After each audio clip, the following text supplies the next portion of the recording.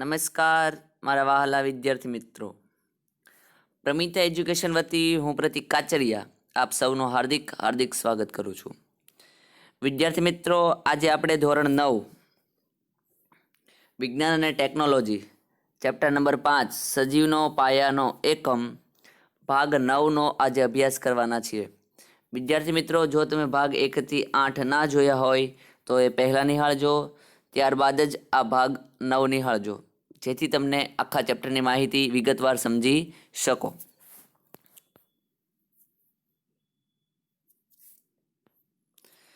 વિદ્યાર્થી મિત્રો, આજે આપણે જે કંઈ પણ ભણવાના છીએ એની પીડીએફ તમારે જોઈતી હોય તો તમે અમને ટેલિગ્રામમાં જોઈન કરી શકો છો, જ્યાંથી તમને આ પીડીએફ મળી જશે. અમારી ટેલિગ્રામ ચેનલનું નામ છે પ્રમિતા એજ્યુકેશન. તમે ફેસબુક અને ઇન્સ્ટામાં પણ અમારી સાથે જોઈન કરી શકો છો. વિદ્યાર્થી મિત્રો, અત્યાર સુધી આપણે શું ભણ્યા એની ચર્ચા કરી લઈએ કે આપણે 1 થી 8 ભાગ ભણ્યા છીએ. તો 1 થી 8 ભાગમાં આપણે શું ભણ્યા? તો સૌથી પહેલા ભાગ 1માં આપણે ભણ્યા હતા કે સજીવનો પાયાનો એકમ કયો છે. તો કે સજીવનો પાયાનો એકમ કોષ છે, એ આપણે ભણી ગયા છીએ. ભાગ નંબર 1માં કોષનો ઇતિહાસ સમજેલા, ત્યારબાદ કોષ શબ્દનો અર્થ શું થાય છે એ સમજેલા, ત્યારબાદ ડુંગળીનો આસ્થાપન કઈ રીતના બનાવો, એટલે ડુંગળીની સ્લાઇડ કઈ રીતના બનાવી એ પણ આપણે સમજી ગયા હતા. ત્યારબાદ વાત કરીએ તો ભાગ 2માં આપણે શું સમજ્યા હતા કે સજીવના કોષના આધારે પ્રકાર. જે સજીવો છે એના કોષના આધારે 2 પ્રકાર છે, એક કોષી સજીવ અને બહુકોષી સજીવ. વિદ્યાર્થી મિત્રો, અહીંયા એક કોષી લખેલું છે, એક કોષી સજીવ. ત્યારબાદ વાત કરીએ તો ભાગ નંબર 3માં આપણે શું ભણ્યા હતા કે આપણે જાણ્યું હતું કે કોષની મુખ્ય 3 લાક્ષણિકતાઓ છે. કોષની મુખ્ય 3 લાક્ષણિકતાઓ છે. કઈ કઈ? કોષરસ પટલ અથવા કોષીય પટલ, બીજી છે કોષ કેન્દ્ર અને ત્રીજી છે કોષરસ. આ 3 લાક્ષણિકતાઓ આપણે જાણી હતી. એમાંથી કોષરસ પટલ વિશે આપણે એમાં અભ્યાસ કરેલો. ત્યારબાદ પ્રસરણ, વાયુ માટે પ્રસરણ જે કોષરસ પટલ દ્વારા થાય છે, કોષરસ પટલમાંથી વાયુનું જે પ્રસરણ થાય છે એના વિશે આપણે ભાગ 3માં માહિતી મેળવેલી. ત્યારબાદ ભાગ 4ની વાત કરીએ તો કોષરસ પટલમાં આપણે શું સમજ્યા હતા કે આશ્રુતિ જે પ્રવાહી માટે આવતું હતું. ભાગ 3માં આપણે શેની વાત કરેલી? ભાગ 3માં આપણે વાત કરેલી પ્રસરણ, વાયુ માટે પ્રસરણ કઈ રીતના થાય છે. ભાગ 4માં આપણે કોષરસ પટલ દ્વારા આશ્રુતિ કઈ રીતના થાય છે એના વિશે માહિતી મેળવેલી. આશ્રુતિ એ પ્રવાહી માટે વપરાય છે. ત્યારબાદ આશ્રુતિના સંદર્ભમાં જ આપણે ભાગ 5માં દ્રાવણોના પ્રકાર સમજેલા, અધોદ્રાવણ, અધિદ્રાવણ ને સમસાંદ્ર દ્રાવણ, આના વિશે વાત કરેલી. ત્યારબાદ આશ્રુતિનું ઉદાહરણ ભાગ 6માં સમજેલું. આશ્રુતિનું ઉદાહરણ ભાગ 6માં સમજેલું. એમાં શર્કરા અથવા ખાંડમાં કોષ નાખે, પ્રાણી કોષ કે વનસ્પતિ કોષ નાખીએ તો શું થાય એના વિશે આપણે માહિતી મેળવેલી. ત્યારબાદ ઈંડામાં આશ્રુતિ કઈ રીતના થાય છે એના વિશે માહિતી મેળવેલી. દ્રાક્ષમાં આશ્રુતિ કઈ રીતના થાય છે એની માહિતી મેળવેલી. ત્યારબાદ ભાગ નંબર 7માં આપણે કોષ દિવાલ વિશે માહિતી મેળવેલી. અને ભાગ નંબર 8માં આપણે સમજેલું કે આશ્રુતિનું મહત્વ શું છે, કોષના જીવન માટે જરૂરી શું છે. ત્યારબાદ કોષરસ પટલની સંરચના કેવી હોય છે અને અંતઃવહન આશ્રુતિનું મહત્વ કોષના જીવન માટે જરૂરી છે. અને કોષરસ પટલની સંરચના, કોષરસ પટલ શેનું બનેલું છે એની માહિતી મેળવેલી. ત્યારબાદ અંતર્વહનની વાત આપણે કરેલી હતી. આ ભાગ 8માં સમજ્યા હતા. આજે આપણે જે ભણવાનું છે એ છે જે આપણે ત્રીજા પાર્ટમાં જે સમજ્યા હતા ભાગ 3 કોષની મુખ્ય 3 લાક્ષણિકતા, એમાંથી કોષરસ પટલ વિશે આપણે ભાગ 3માં માહિતી મેળવેલી હતી. ત્યારબાદ એના સંદર્ભમાં જે કંઈ પણ ટોપિકનો સમાવેશ થતો હતો 4, 5, 6 અને 7 અને 8માં આપણે એની વિશે ચર્ચા કરી. ત્યારબાદ હવે આપણે બીજું ભણવાનું છે કોષ કેન્દ્ર. કોષની મુખ્ય 3 લાક્ષણિકતાઓ છે તે પૈકીની બીજી લાક્ષણિકતા કઈ છે? કોષ કેન્દ્ર. તો આજે આપણે કોષ કેન્દ્રનો અભ્યાસ કરવાનો છે. સમજ પડે છે વિદ્યાર્થી મિત્રો? કોષ કેન્દ્ર વિશે આપણે અત્યારે માહિતી મેળવવાની છે. તો ચાલો વિદ્યાર્થી મિત્રો, આજનો ટોપિક શરૂ કરીએ. કોષ કેન્દ્ર. તો કોષ કેન્દ્ર શું છે સૌથી પહેલા આપણે સમજી લઈએ. તો સજીવનો મહત્વનો સંઘટક છે. સજીવ જે કોષ છે, સજીવમાં જે કોષો રહેલા છે એનો મહત્વનો સંઘટક કોષ કેન્દ્ર છે. ત્યારબાદ સામાન્યતઃ કોષના મધ્ય ભાગમાં આવેલ હોય છે. આ કોષ છે, કોષના મધ્ય ભાગમાં કોષ કેન્દ્ર આવેલું હોય છે. આપણે વિદ્યાર્થી મિત્રો શરીર જેનું બનેલું છે એનો સૌથી નાનામાં નાનો એકમ કોષ છે. કોષમાં આપણે એને સૌથી બહારનું આવરણ કોષરસ પટલ વિશે માહિતી મેળવી લીધી. હવે આપણે કોષ કેન્દ્રની માહિતી મેળવવાની છે, જે સામાન્યતઃ કોષના મધ્ય ભાગમાં આવેલ હોય છે. એટલે મધ્ય ભાગમાં કોષ કેન્દ્ર હોય છે. કોષ કેન્દ્ર ગોળાકાર હોય છે અને કોષ કેન્દ્રમાં પણ 3 રચનાઓ સમાવિષ્ટ છે. વિદ્યાર્થી મિત્રો, ઘણા બધા મુદ્દાઓ છે, પણ આપણે અહીંયા 3 રચનાઓની સમાવિષ્ટની વાત કરવાના છીએ. કે કોષ કેન્દ્ર એટલે કે આ જે કોષ કેન્દ્ર છે એની અંદર અહીંયા હું જે ટપકા કરું છું એ ટપકા સ્વરૂપે અંદર 3 રચનાઓની સમાવિષ્ટ છે, એ આપણે સમજવાની છે. તો વિદ્યાર્થી મિત્રો, સૌથી પહેલા આપણે કોષ કેવો હોય એની માહિતી મેળવી લઈએ. તમે અહીંયા જોઈ શકો છો વિદ્યાર્થી મિત્રો, આ એક કોષની રચના આપેલી છે. આ તમે જોઈ શકો છો. આ જે છે ને, આ એ કોષરસ પટલ છે. શું છે? કોષરસ પટલ છે. અને આખો જે આ છે આપેલો છે એ કોષ છે. શું છે વિદ્યાર્થી મિત્રો? કોષ છે. હવે એની મધ્યમાં તમે અહીંયા જો બ્લુ કલરનું અહીંયા તમને આપેલું છે એ શું છે? બ્લુ કલરનું કોષ કેન્દ્ર છે, જેના મધ્યમાં આવેલું છે. આ કોષ છે આખો. એ કોષની વચ્ચે જે અહીંયા આપેલું છે બ્લુ કલરનું, એ કોષ કેન્દ્ર છે. ઓકે, આ કોષની અંદર જે કંઈ પણ તમને જોવા મળે છે એ બધું જ કોષ રસ છે. શું છે? બધું જ કોષ રસ છે. અને કોષ કેન્દ્રની મધ્યમાં, યાદ રાખજો વિદ્યાર્થી મિત્રો, આ કોષ કેન્દ્ર છે એની મધ્યમાં કોષ કેન્દ્રિકા આવેલી હોય છે. શું આવેલી હોય છે?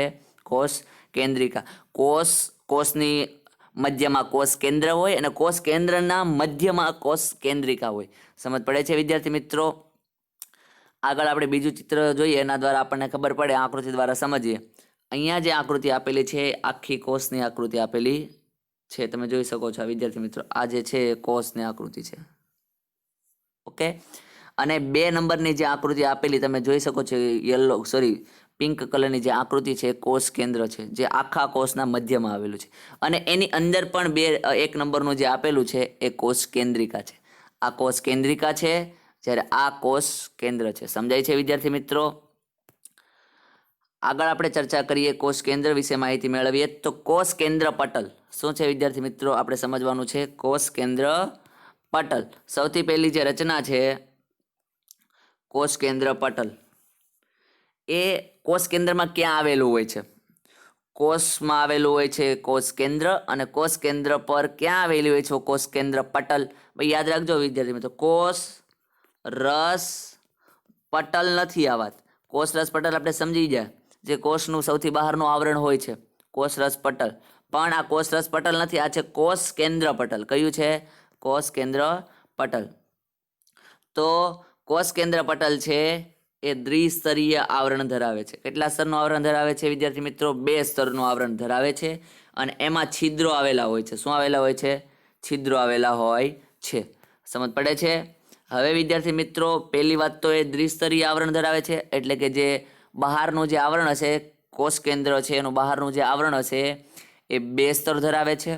ઓકે, સાથે સાથે એ સ્તર ઉપર ક્યાંક ને ક્યાંક છિદ્રો આવેલા હશે. અને જે કોષ કેન્દ્ર છે કોષ કેન્દ્રને કોષ રસથી અલગ કરે છે. કોણ? જે કોષ કેન્દ્ર પટલ છે એ કોષ રસમાંથી કોષ કેન્દ્રને અલગ કરે છે. કઈ રીતના? તો કે આ જે 3 બાબત છે આપણે સમજવાનો પ્રયત્ન કરીએ. એક આ બાબત, એક આ, અને આ 3 બાબત આપણે સમજવાનો પ્રયત્ન કરીએ. તો તમે અહીંયા જોઈ શકો છો, અહીંયા જે આપેલી છે રચના, કોષ કેન્દ્ર આ છે. Okay, ready? હવે એની આજુબાજુ શું આવેલું છે? આ બધું કોષ રસનો સમાવેશ થાય છે. ઓકે, આ બધો કોષ રસ છે. ઓકે, આ સમજાઈ ગયું? આગળ વાત કરીએ. અહીંયા પણ તમે જોઈ શકો છો આ કોષ કેન્દ્ર છે અને આજુબાજુ બધું કોષ રસ આપેલો છે. ઓકે, હવે આપણે શું સમજવાનું છે? દ્વિસ્તરીય ધરાવે છે. તો આપણે જોઈ શકો છો તમે અહીંયા તમને જે આકૃતિ આપેલી છે એ આકૃતિ છે કોષ કેન્દ્રની. અહીંયા મધ્યમાં જે આવેલું છે એ કોષ કેન્દ્રિકા છે. શું છે? કોષ કેન્દ્રિકા છે. આપણે જોવાનું છે જે કોષ કેન્દ્રનું સૌથી બહારનું આવરણ છે એ કોષ કેન્દ્ર પટલ છે. શું છે? કોષ કેન્દ્ર પટલ. તો તમે અહીંયા જોઈ શકો છો, આ જે આકૃતિ છે એનું બહારનું જે આવરણ છે આજે એ 2 સ્તરનું છે.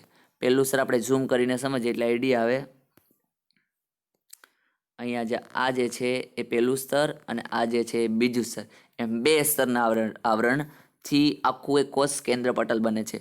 એટલે અહીંયા જે ઉપરની સાઈડ આપેલું છે કોષનું આવરણ છે, બહારનું આવરણ છે, અને અંદરની સાઈડનું જે આવરણ આપેલું છે એ અંદરનું આવરણ છે અને એ બંને આવરણ થઈને કોષ કેન્દ્ર પટલ બને છે. ઓકે, અને તમે જોઈ શકો છો ઉપર જ્યાં જુઓ ત્યાં બધે છિદ્રો જોવા મળે છે. આ બધા છિદ્રો કે કોષ કેન્દ્રના છિદ્રો છે. સમજ પડે છે વિદ્યાર્થી મિત્રો? એટલે કોષ કેન્દ્ર પટલ છે એ બે આવરણનું બનેલું છે અને એમાં છિદ્રો આવેલા હોય છે. સાથે સાથે એમની બહાર છે આપણને ખબર છે કોષ કેન્દ્ર છે કોષની મધ્યમાં આવેલું છે. ઓકે, એની આજુબાજુ શું રહેલું હોય? કોષ રસ રહેલો હોય કે ના રહેલો હોય? ઓકે, આ કોષ રસ રહેલો છે. ઓકે, તો કોષ રસ આ કાણાની અંદર જે છિદ્રો છે એના અંદરથી અંદર પ્રવેશે છે અને અંદરનું બહાર પ્રવેશે, એટલે કે અંદર બહાર કોષ રસ જાય છે. તો અહીંયા તમે જોઈ શકો છો કે કોષ કેન્દ્રને કોષ રસથી અલગ કરે છે. કોણ અલગ કરે છે? કોષ કેન્દ્ર પટલ. ત્યારબાદ જે છિદ્રો હોય છે એના દ્વારા કોષ કેન્દ્ર અને કોષ રસ વચ્ચે પદાર્થોની અવર જવરનું નિયંત્રણ કરે છે. જે કોષ કેન્દ્ર પટલ છે એ શું કરે છે? જે કોષ રસમાંથી જે દ્રવ્યો હોય એ કોષ કેન્દ્રની અંદર જાય છે અને કોષ કેન્દ્રમાંથી જે કંઈ પણ દ્રવ્યો છે કોષની બહાર કોષ રસમાં કોષ કેન્દ્રની બહાર થઈ અને કોષ રસમાં પ્રવેશે છે. એટલે કે કોષ કેન્દ્ર અને કોષ રસ બંને વચ્ચે કઈ પટલ આવેલું હોય છે? કોષ કેન્દ્ર પટલ આવેલું હોય છે અને જે પદાર્થોનું અવર જવરનું નિયંત્રણ કરે છે. યાદ રાખજો વિદ્યાર્થી મિત્રો, કોષ રસ પટલની વાત નથી કરતા. કોષ રસ પટલ શું કરે છે? તો કે બહારના જે દ્રવ્યો છે એ કોષમાં પ્રવેશવા કે ના પ્રવેશવા દેવું એનું એક કાળજી રાખે છે. જ્યારે કોષ કેન્દ્ર પટલ શું કરે છે? કોષ કેન્દ્રમાં કોષ રસને પ્રવેશવા દેવો કે ના પ્રવેશવા દેવું એનું નિયંત્રણ કોણ કરે છે? કોષ કેન્દ્ર પટલ. ઓકે, એટલે દ્રવ્યનું કોષ કેન્દ્રમાં વહન થાય છે અથવા દ્રવ્યનું કોષ કેન્દ્રની બહાર વહન થાય છે. સમજાય છે વિદ્યાર્થી મિત્રો? કોષ કેન્દ્રમાંથી બહાર આવે અથવા કોષ કેન્દ્રમાંથી બહાર અંદર જાય એ કોષ રસનું વહન એ કોણ કરે છે? તો કોષ કેન્દ્ર પટલ કરે છે. સમજાય છે વિદ્યાર્થી મિત્રો? આગળ આપણે આકૃતિ દ્વારા, જો બીજી આકૃતિ છે તમે જોઈ શકો છો. અહીંયા આપેલું જે ચિત્ર છે, જે આકૃતિ છે કોષ કેન્દ્રની છે. આ મધ્યમાં કોષ કેન્દ્રિકા છે, તમે જોઈ શકો છો. આ કોષ કેન્દ્રિકા છે. આ જે આવરણ છે આ સાઈડનું આવરણ એ અંદરનું આવરણ છે, આ બહારનું આવરણ છે અને બંને કોષ કેન્દ્ર પટલ તરીકે વર્તે છે અને કોષ કેન્દ્ર પટલ કહેવાય. અને અહીંયા તમે જે છિદ્રો જોઈ શકો છો આ બધા છિદ્રો એ કોષ કેન્દ્રના છિદ્રો છે અને અંદર પણ રસ ભરેલો હોય છે. યાદ રાખજો વિદ્યાર્થી મિત્રો, કોષ કેન્દ્રની અંદર પણ રસ ભરેલો હોય છે અને કોષ કેન્દ્ર રસ કહેવાય. એની બહાર પણ રસ ભરેલો હોય છે એને કોષ રસ કહેવાય. પણ કોષ કેન્દ્રની અંદર જે રસ ભરેલો હોય એને કોષ કેન્દ્ર રસ કહેવાય. ઓકે વિદ્યાર્થી મિત્રો, કોષ કેન્દ્ર સાથે જે કંઈ પણ ભરેલું હોય કોષ કેન્દ્ર સાથે જે કંઈ પણ સંબંધ ધરાવતું હોય એને આગળ કોષ કેન્દ્ર શબ્દનો ઉપયોગ થાય. કોષની સાથે જે કંઈ પણ સંબંધ ધરાવે છે એમાં માત્ર કોષનો ઉપયોગ થાય. સમજ પડે છે વિદ્યાર્થી મિત્રો? આગળ આપણે વાત કરીએ કોષ કેન્દ્રિકા. શેની વાત કરવાની છે વિદ્યાર્થી મિત્રો? કોષ કેન્દ્રિકા. તમે જોઈ શકો છો કોષ કેન્દ્રિકા શું છે. હવે પહેલો ટોપિક તો આપણે સમજી ગયા. કોષ કેન્દ્ર પટલ ક્યાં હોય છે? દ્વિસ્તરીયનું આવરણ ધરાવે છે, છિદ્રો ધરાવે છે, કોષ કેન્દ્રને કોષ રસથી અલગ કરે છે અને કોષ કેન્દ્ર અને કોષ રસ વચ્ચે પદાર્થોની અવર જવરનું નિયંત્રણ કોષ કેન્દ્ર પટલ કરે છે. હવે કોષ કેન્દ્રિકા ક્યાં આવેલી હોય છે? કોષના કેન્દ્ર એટલે કે કોષ કેન્દ્રની વાત કરે છે. કોષ કેન્દ્રમાં નાની ગોળાકાર રચના હોય છે. ક્યાં હોય છે? કોષ કેન્દ્રમાં. એટલે કોષ કેન્દ્રની અંદર જ એક નાની ગોળાકાર સંરચના હોય છે જેને કોષ કેન્દ્રિકા કહેવામાં આવે છે. આપણે અહીંયા જોઈએ છીએ. તમે જોઈ શકો છો આ કોષ કેન્દ્ર છે એની વચ્ચે જે આવેલી હોય છે કોષ કેન્દ્રિકા કહેવામાં આવે છે. અને આજુબાજુ તો કોષ રસ જ હોય છે જે આપણે જાણીએ છીએ. સોરી વિદ્યાર્થી મિત્રો. હવે વિદ્યાર્થી મિત્રો આપણે વાત કરવાની છે રંગસૂત્રો. જે કોષ કેન્દ્રના મુખ્ય 3 રચનાઓ પૈકીની એક રચના છે રંગસૂત્રો. બરોબર યાદ રાખજો. કોષ કેન્દ્ર પટલ સમજાઈ ગયું, કોષ કેન્દ્રિકા ક્યાં આવેલી હોય છે એ સમજાઈ ગયું. હવે આવે છે રંગસૂત્રો. શું હોય છે રંગસૂત્રો? એ શું છે? જે કોષો વિભાજન અવસ્થામાં ન હોય તેમાં રંગસૂત્રીય દ્રવ્ય આવેલું હોય છે જેની રચના કેવી છે? દોરી જેવી, એટલે દોરીના જથ્થા જેવી રચના જોવા મળે છે. એટલે વિદ્યાર્થી મિત્રો તમે જાણો છો કે કોષ વિભાજન થાય ત્યારે જ એક કોષ છે એમાંથી 2 કોષ બને છે. આ કોષ છે ધારી લો, એનું કોષ વિભાજન થાય એટલે કે બે ભાગ થાય, એક ભાગ અને એક ભાગ બની અને બીજો એક અને આ બે કોષ બને છે. ઓકે, આનું વિભાજન થાય એટલે પાછું એક અને આ બીજું, એમ બે કોષ બને છે. આનું વિભાજન થાય એક અને બે કોષ બને છે, એ તમે જાણો છો. એટલે કે કોષ વિભાજનની અવસ્થા હોય ત્યારે જ કોષ અવસ્થા દરમિયાન જ કોષ છે એક કોષમાંથી બીજો કોષ બને છે. તો હવે જ્યારે રંગસૂત્રો છે એ શું છે? તો કે જ્યારે જે કોષ કેન્દ્ર રસ છે, શું કોષ કેન્દ્ર રસની વાત કરું છું, જે કોષો વિભાજન અવસ્થામાં ન હોય એટલે કે એનું વિભાજન ન થતું હોય, એ ખાલી સામાન્ય પરિસ્થિતિમાં હોય ત્યારે રંગસૂત્રીય દ્રવ્ય આવેલું હોય છે. કેમાં? તો કે કોષ કેન્દ્રમાં. ક્યાં? કોષ કેન્દ્રમાં શું આવેલું હોય છે? રંગસૂત્રીય દ્રવ્ય આવેલું હોય છે, અને જે દોરીના જથ્થા જેવી રચના ધરાવે છે. તો તમને આકૃતિમાં જ બતાવી શકું છું. તમે જોઈ શકો છો અહીંયા જે દોરી જેવી રચના છે, જો બધી જોઈ શકો છો. ક્યાં હોય છે? કોષ કેન્દ્રની અંદર દોરી જેવી રચના હોય છે. ક્યારે? તો કે કોષ વિભાજન ન થવાનો હોય ત્યારે આવી દોરી જેવી રચના એમાં જોવા મળે છે. જે રંગસૂત્રો નથી વિદ્યાર્થી મિત્રો, એ શું છે? રંગસૂત્રીય દ્રવ્ય છે. શું છે? રંગસૂત્રીય દ્રવ્ય છે. હવે એ જે રંગસૂત્રીય દ્રવ્ય છે ડીએનએ હોય છે. શું હોય છે? એટલે શેનું બનેલું હોય છે રંગસૂત્રીય દ્રવ્ય? તો ડીએનએ. ડીએનએ એટલે શું થાય? ડીઓક્સી. શું છે? Deoxy ribose nucleic acid. Deoxy ribose nucleic acid એટલે જે દોરી જેવી રચના છે એ ડીએનએની બનેલી હોય છે. એટલે કે ડીએનએ છે રંગસૂત્રીય દ્રવ્યમાં ડીએનએ હોય છે, એટલે કે ડીઓક્સી રિબોઝ ન્યુક્લિક એસિડના બનેલું હોય છે. ઓકે વિદ્યાર્થી મિત્રો, હવે બીજી વસ્તુ કે જ્યારે કોષો છે કોષ વિભાજન તરફ આગળ વધે એટલે કે કોષ વિભાજન થાય, ઉપર કઈ પરિસ્થિતિથી કોષ વિભાજન ન થાય એવી પરિસ્થિતિ હતી, પણ હવે જ્યારે કોષ વિભાજન થાય, જ્યારે એકમાંથી બે કોષ બને છે, ત્યારે રંગસૂત્રીય દ્રવ્ય છે એ દોરી જેવા સ્વરૂપે હોય છે. તે સળિયા જેવી રચના ધરાવે છે. કેવી રચના ધરાવે છે? સળિયા જેવી રચના ધરાવે છે, જેને શું કહેવામાં આવે છે? રંગસૂત્રો કહેવામાં આવે છે. સમજ પડે છે વિદ્યાર્થી મિત્રો? જે સામાન્ય અવસ્થા હોય છે એ અવસ્થા દોરી જેવી રચના ધરાવતા હોય, પણ જ્યારે કોષ વિભાજન થાય છે ત્યારે રંગસૂત્રીય દ્રવ્ય છે એ સળિયા જેવી રચના ધરાવે છે, જેને રંગસૂત્રો જે કહેવામાં આવે છે. કેવા હોય સળિયા જેવી રચના? તો એ સમજવાનો પ્રયત્ન આપણે કરીએ. આપણે આકૃતિ દ્વારા સમજીએ. તો આકૃતિમાં તમે જોઈ લીધું કે અહીંયા જે આ જે બધા જે છે એ દોરી સ્વરૂપે છે રંગસૂત્રીય દ્રવ્ય. હવે અહીંયા તમે જોઈ શકો છો વિદ્યાર્થી મિત્રો, અહીંયા એક સળિયા જેવી રચના તમને જોવા મળે છે. ઓકે, તો આવી પરિસ્થિતિનું નિર્માણ ક્યારે થાય? કોષનું જે વિભાજન થાય છે એ પરિસ્થિતિ દરમિયાન જ રંગસૂત્રો ઉત્પન્ન થાય છે. એટલે આવી એક રચના કોષ કેન્દ્રની અંદર જે દોરી જેવી રચના હોય છે એ સળિયા જેવી રચના ધરાવવા લાગે છે, જેને આપણે શું કહીએ છીએ? રંગસૂત્ર કહીએ છીએ. સમજ પડે છે વિદ્યાર્થી મિત્રો? રંગસૂત્ર કોને કહેવાય? હવે આપણે રંગસૂત્રની માહિતી મેળવી લઈએ. હવે જ્યારે રંગસૂત્ર વિશે તમને ખબર પડી ગઈ, તો એમાં યાદ રાખો કે રંગસૂત્ર ક્યારે આપણને જોવા મળે છે? તો રંગસૂત્ર કોષ વિભાજન દરમિયાન જ. ક્યારે? કોષ વિભાજન થાય એ દરમિયાન જ રંગસૂત્ર જોવા મળે છે. બાકી તો દોરી જેવી રચના જોવા મળે છે, જેને રંગસૂત્રીય દ્રવ્ય કહેવામાં આવે છે, અને જે શેનું બનેલું હોય છે? ડીએનએનું બનેલું હોય છે. ઓકે, તો હવે આપણે આગળ વાત કરીએ. જે આ રંગસૂત્રો છે શેના બનેલા હોય છે? તો આપણને ખબર છે દોરીના જથ્થા જેવી રચના જે જોવા મળે રંગસૂત્રીય દ્રવ્ય છે તો ડીએનએનું બનેલું હોય છે. તો સાથે સાથે એ જ ડીએનએ છે એ જ રંગસૂત્રમાં આવે છે. દોરી જેવી રચના ઓટોમેટિક સાંકળ જેવી રચના આ જે સળિયા જેવી રચના બની જાય છે. તો રંગસૂત્રો કેવા બનેલા હોય છે? રંગસૂત્રો છે ડીએનએ અને પ્રોટીનના બનેલા હોય છે. શેના બનેલા હોય છે? ડીએનએ અને પ્રોટીનના બનેલા હોય છે. હવે ડીએનએ છે, યાદ રાખજો વિદ્યાર્થી મિત્રો, જે ડીએનએ છે એ જનીનનો કાર્યકારી ટુકડો છે. જનીન શું છે એ આપણે આગળ સમજીશું.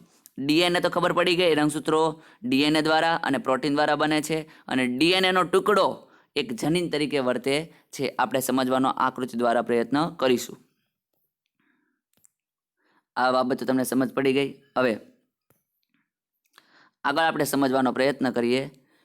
હવે જ્યારે કોઈ પણ કોષ હોય એના મધ્યમાં કોષ કેન્દ્ર રહેલું હોય, તો કોષ કેન્દ્રમાં કેવું હોય છે? તો આપણને ખબર છે જ્યારે કોષ વિભાજન થાય છે ત્યારે સળિયા જેવી રચના જોવા મળે છે કોષ કેન્દ્રની અંદર.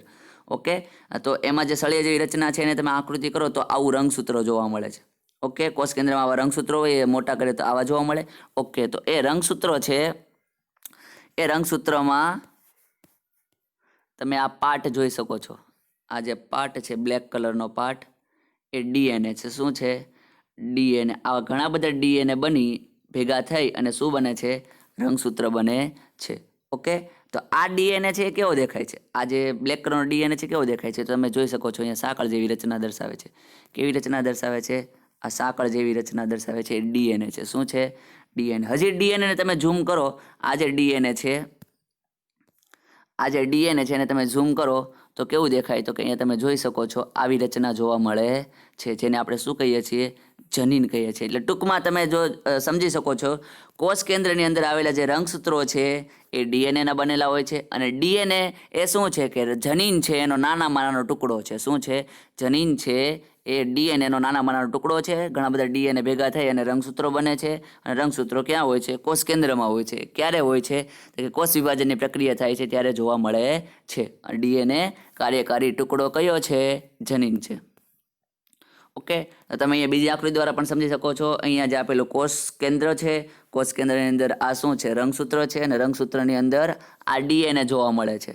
શું જોવા મળે છે? અહીંયા જે આ નાના નાના ટુકડા જોવા મળે છે એ ડીએનએ આવો હોય છે. પણ ડીએનએનો એક ટુકડો એ જનીન તરીકે વર્તે છે. ડીએનએનો એક ટુકડો છે એ કાર્યકારી ટુકડો છે એ જનીન તરીકે વર્તે છે. સમજ પડે છે વિદ્યાર્થી મિત્રો? ઓકે, તો હવે આપણે વાત કરીએ કે રંગસૂત્રો તો ખબર પડી ગઈ. રંગસૂત્રો ડીએનએના બનેલા છે. ડીએનએ છે એ જનીનનો એક કાર્યકારી જનીન છે એ ડીએનએનો એક કાર્યકારી ટુકડો છે. ઓકે, તો રંગસૂત્રો શું છે? તો રંગસૂત્રો આનુવંશિકતા માટેની માહિતી પિતૃપેઢી તરફથી તેની અનુગામી પેઢી. પિતૃપેઢી એટલે કે પિતાને પિતૃપેઢી કહેવાય અને એના પુત્ર છે એને અનુગામી પેઢી કહેવાય. એટલે પિતાના જે લક્ષણો છે એ પુત્રમાં આવે છે. એના આધારે આવે છે? રંગસૂત્રના આધારે આવે છે. એટલે કે રંગસૂત્રો છે આનુવંશિકતા માટેની પિતૃપેઢી તરફથી તેની અનુગામી પેઢી એટલે પુત્ર તરફ લક્ષણો ડીએનએના અણુઓ સ્વરૂપે ધરાવે છે. એટલે ડીએનએ જે લક્ષણો ધરાવતા આપણે ઘણી કહેતા ને ડીએનએની ટેસ્ટ કરાવીએ તો ખબર પડે. એટલે ડીએનએની ટેસ્ટ કરાવે તો ખબર પડી જાય કે એના પિતામાં કયા લક્ષણો હતા અને આનામાં કયા લક્ષણો હતા. ડીએનએનો ટેસ્ટ કરાવે એટલે આપણે જાણી શકીએ છીએ. આગળ, ડીએનએના અણુઓ કોષના બંધારણ અને આયોજનની આવશ્યક માહિતી ધરાવે છે. ડીએનએ છે એ યાદ રાખજો વિદ્યાર્થી મિત્રો, પ્રશ્ન પૂછાય કે ડીએનએ ના અણુઓ છે કોષના બંધારણ અને આયોજનની આવશ્યક માહિતી ધરાવે છે. ઓકે, આ રંગસૂત્રની ડીએનએની વાત થઈ. હવે આવે છે આગળ જનીન. જનીન શું છે? તો સજીવોમાં આનુવંશિકતાનો એકમ જનીન છે. આપણને ખબર છે સૌથી નાનામાં નાનો એકમ કયો છે? આ તમે જે આ રંગસૂત્ર હોય છે, રંગસૂત્રનો એક ભાગ લઈ લઈએ એટલે ડીએનએ જોવા મળે છે. ડીએનએનો અડધો ટુકડો, એક કાર્યકારી ટુકડો લઈ લે એટલે જનીન. એ આનુવંશિકતા શરૂઆત ક્યાંથી થાય છે? જનીનથી થાય છે. જે પિતૃપેઢીમાંથી સંતતિ પેઢીમાં આનુવંશિક લક્ષણોનું વહન અને નિયંત્રણ કરે છે. તેનો અર્થ એ થાય છે સંતતિમાં વહન કરવું, લક્ષણોનું વહન કરવું. એનો અર્થ શું થાય છે? માતા પિતાના કેટલાક લક્ષણો જનીનો દ્વારા તમને પ્રાપ્ત થાય છે. એટલે કે માતા પિતાના જે લક્ષણો છે એ તમારામાં જોવા મળે છે. તો કોને આભારી છે? જનીનને આભારી. જનીન એટલે ડીએનએ છે. અને ડીએનએ એટલે શું છે? રંગસૂત્ર છે. જો તમારા પિતાને બદામી આંખો હોય તો સંભવ છે કે તમને પણ બદામી આંખો હોય. જો તમારી માતાને વાંકડિયા વાળ હોય તો સંભવ છે કે તમને પણ વાંકડિયા વાળ હોય. તો આ શું થઈ ગયું? જનીન. શું છે? જનીન. જનીનમાં જે કંઈ પણ લક્ષણો રહેલા છે એના દ્વારા એનું જનીન તમને મળે અને તમારામાં પણ લક્ષણો એ જોવા મળે. પરંતુ પિતૃમાંથી પ્રાપ્ત વિભિન્ન સંયોજિત જનીન પ્રાપ્ત થવાના કારણે લક્ષણો ભિન્ન પણ હોઈ શકે છે. પિતૃમાંથી એટલે કે માતા અને પિતામાંથી જે કંઈ પણ જનીન પ્રાપ્ત થાય એ સંયુક્ત થાય, સંયોજાય અને એક નવો લક્ષણ પ્રાપ્ત થાય. એના કારણે બંનેમાં ન હોય એવો લક્ષણ પણ તમારામાં આવી શકે છે. ઓકે વિદ્યાર્થી મિત્રો, હવે આપણે સમજવાનું છે જે કોષ કેન્દ્રમાં જે કંઈ પણ રંગસૂત્રો આપણે ભણ્યા, કોષ કેન્દ્ર પટલ ભણ્યા અને કોષ કેન્દ્રિકા ભણ્યા, તો આ બધું થઈને કોષ કેન્દ્ર બને છે. તો કોષ કેન્દ્રનું કાર્ય શું છે?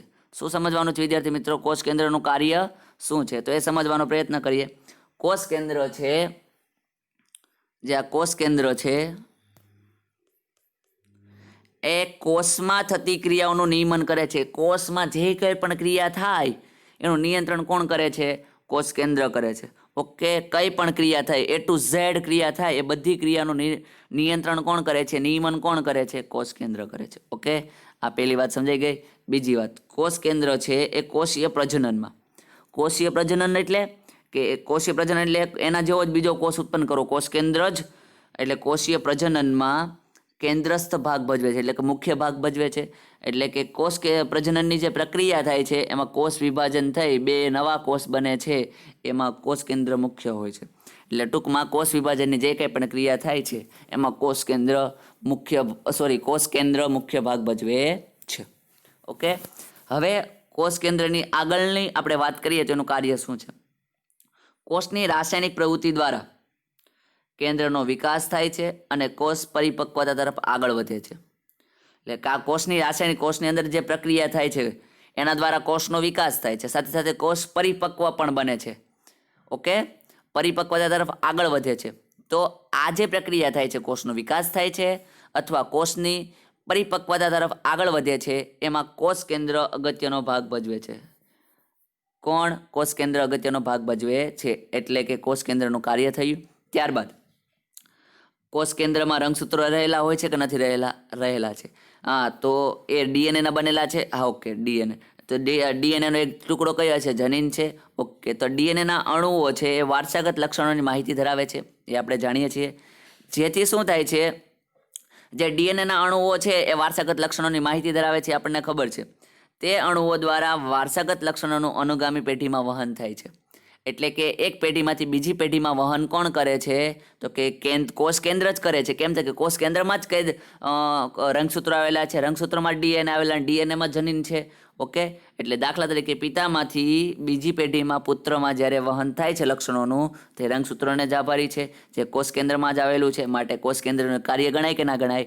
ઓકે, સૌથી પહેલા તો કે કોષ કેન્દ્રની નિયમન થાય છે, કોષ કેન્દ્ર દ્વારા કોષનું નિયમન થાય છે.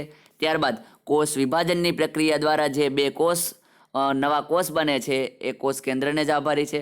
ત્યારબાદ કોષનો વિકાસ થાય છે કે કોષ પરિપક્વ બને છે, એનામાં પણ કોષ કેન્દ્ર અગત્યનો ભાગ ભજવે છે. ત્યારબાદ કોષ કેન્દ્રમાં રહેલા જે રંગસૂત્રો છે એ ડીએનએના અણુઓ ધરાવે છે, અને ડીએનએના અણુઓ છે એ વારસાગત માહિતીના લક્ષણો ધરાવે છે. તો એક પેઢીમાંથી બીજી પેઢીમાં જે લક્ષણોનું વહન થાય છે એ પણ કોષ કેન્દ્રને જ આભારી છે. આમ કોષ કેન્દ્રના 4 કાર્યો છે. આગળ આપણે વાત કરીએ તો કોષ કેન્દ્રના આધારે સજીવોના પ્રકારો. કોષ કેન્દ્રના આધારે સજીવોના પ્રકારો સમજવાનો આપણે પ્રયત્ન કરીએ. તો કોષ કેન્દ્રના આધારે સજીવોના પ્રકાર, પણ સાથે સાથે સજીવોના કોષોના પ્રકાર પણ ભણવાના છે. શું પ્રકાર સમજવાનું છે? સજીવ કોષોના પ્રકારો. કોષો 2 પ્રકારના હોય છે. આપણે તો સમજી ગયા એક કોષી સજીવ ને બહુકોષી સજીવ. તો એ સજીવોની અહીંયા વાત કરવાની નથી, પણ આપણે કોષના આધારે સજીવોના પ્રકાર ભણવાના છે. કોષના આધારે એટલે કે કોષની અંદર કોષ કેન્દ્ર રહેલું છે, અને કોષ કેન્દ્રના આધારે આપણે સજીવ કોષના પ્રકારો, અહીંયા તમે જોઈ શકો છો, સજીવ કોષના પ્રકારો વિશે તમારે સમજવાનું છે. તો શું છે? તો સજીવ કોષના 2 પ્રકારો છે કોષ કેન્દ્રના આધારે: આદિકોષ કેન્દ્રીય કોષ અને સુકોષ કેન્દ્રીય કોષ. સુકોષ એટલે તમને ખબર પડી જાય કે જેનો વ્યવસ્થિત વિકાસ થયો હોય એને સુકોષ કેન્દ્રીય કહેવાય. અને આદિકોષ કેન્દ્રીય એટલે કે એમાં બરોબર કોષ કેન્દ્રનો વિકાસ થયો નથી. તો સમજવાનો પ્રયત્ન કરીએ. આદિકોષ કેન્દ્રીય કોષ હોય એમાં કેન્દ્ર પટલ, કયું કેન્દ્ર પટલ? કોષ કેન્દ્ર પટલની ગેરહાજરી હોય. શું હોય?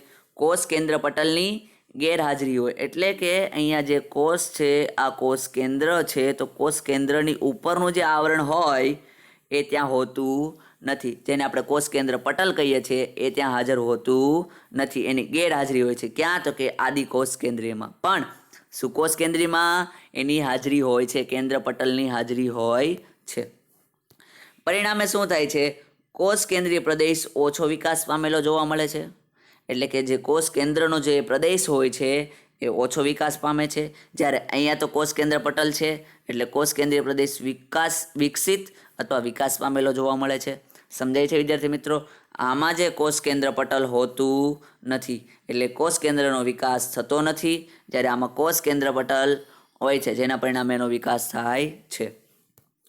એટલે કે આમાં સુવિકસિત કોષ કેન્દ્ર હોતું નથી, જ્યારે આમાં સુવિકસિત કોષ કેન્દ્ર હોય છે. ઓકે, એ આપણને સમજાઈ ગયું. ત્યારબાદ વાત કરીએ કે આપણે હમણાં જ આપણે ભણ્યા જે કોષ કેન્દ્ર હોય એની અંદર શું આવેલું હોય છે? કોષ કેન્દ્રીય રસ આવેલું હોય છે, જેની અંદર કયું એસિડ હોય છે? ડીએનએ. ડીએનએ એટલે ડીઓક્સી ન્યુક્લિયક એસિડ થાય કે ના થાય? ઓકે, તો ન્યુક્લિયક એસિડ એટલે કે આ જે આપણે સુવિકસિત કોષ છે, એ આપણે સુવિકસિત કોષની વાત કરેલી. સુવિકસિત કોષ છે એ કેન્દ્રીય પ્રદેશમાં ન્યુક્લિક એસિડ અને પ્રોટીનના બનેલા રંગસૂત્રોનું આયોજન થયેલું હોય છે. એમાં ન્યુક્લિક એસિડ આવેલું હોય છે, આપણને ખબર છે, અને એમાં રંગસૂત્રોનું પણ આયોજન થયેલું હોય છે. જ્યારે આમાં શું થાય છે? અવિકસિત કોષ કેન્દ્રીય પ્રદેશમાં, અહીંયા તો વિકસિત તો નથી, કોષ કેન્દ્રીય વિકાસ પ્રદેશ છે, તો એમાં જે એસિડ હોય છે એ ન્યુક્લિક એસિડ તો હોય જ છે, પણ એમાં જે રંગસૂત્રોનું આયોજન થાય છે એવું રંગસૂત્રોનું કોઈ આયોજન થતું નથી. જે ન્યુક્લિક એસિડ હોય છે એને ન્યુક્લોઇડ કહેવામાં આવે છે. શું કહેવામાં આવે છે? ન્યુક્લોઇડ. જો ભાઈ, ન્યુક્લિક એસિડ અહીંયા પણ હોય છે, ન્યુક્લિક એસિડ પ્લસ પ્રોટીન હોય છે. અહીંયા ન્યુક્લિક એસિડ પ્લસ પ્રોટીન હોય છે, જ્યારે અહીંયા માત્ર ન્યુક્લિક એસિડ હોય છે. Okay, nucleic acid. પણ અહીંયા રંગસૂત્રોનું આયોજન થાય છે, જ્યારે અહીંયા રંગસૂત્રોનું આયોજન થતું નથી, જેને આપણે શું કહીએ છીએ? ન્યુક્લિયોઇડ કહીએ છીએ. એટલે કે ન્યુક્લિક એસિડ હોય છે જેને ન્યુક્લિયોઇડ કહીએ છીએ. ત્યારબાદ વાત કરીએ કે આદિકોષ કેન્દ્રીય છે એને પ્રાથમિક કોષ કેન્દ્રીય કહેવામાં આવે છે. આદિકોષ કેન્દ્રીય કોષ અથવા પ્રાથમિક કોષ કેન્દ્રીય કોષ કહેવામાં આવે છે, અથવા પ્રોકાર્યોટ્સ કહેવામાં આવે છે.